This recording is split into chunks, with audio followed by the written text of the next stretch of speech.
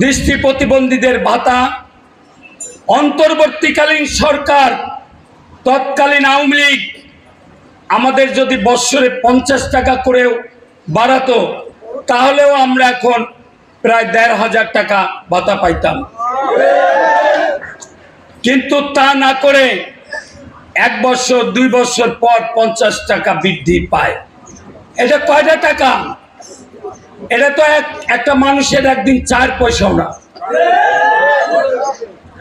1 নম্বরে ভাতা, দৃষ্টি প্রতিবন্ধীদের ভাতা আমি 10,000ও বলবো না, 3,000ও বলবো না, যেন 2,000 টাকা করা হয়।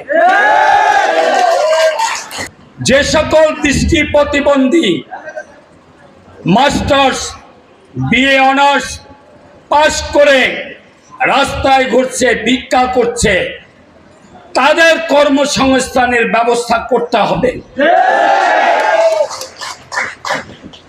যে সকল দৃষ্টি প্রতিবন্ধী যারা পড়ালেখা জানে না, তাদের ছেলে মেয়ে বা স্ত্রী যে কাউকে যোগ্যতার ভিত্তিতে চাকরি দিয়ে ভিক্ষাবৃত্তি দূর করতে হবে। আমরা অনেকেই বক্তব্যে বলি ভিক্ষা করো না, নবীর শিক্ষা।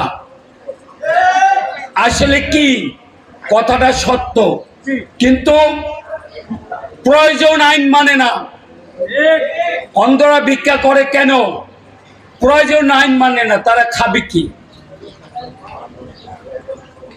আর প্রতিবন্ধীরা আপনারা জানেন প্রায় জায়গায় তারা পরিবার থেকে বৈষম্যের শিকার হয়। প্রথমেই তারা নেগলেন্সি হয় তার মা বাবা ভাই বোনদের কাছ থেকে।